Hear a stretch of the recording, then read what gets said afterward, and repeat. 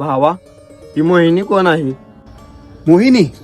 अरे मी लहानपणी ऐकलं होतं, जेव्हा समुद्र मंथन मधून अमृत काढण्यात आलं ना, तर ते तेव्हा राक्षस घेऊन पळून गेले होते. घेऊन गेले?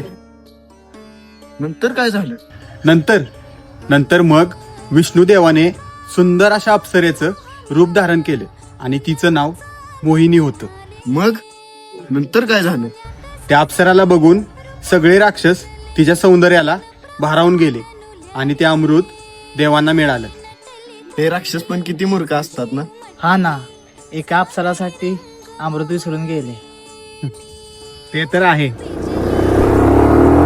भावा, ती बघ काय पोरगी चालली.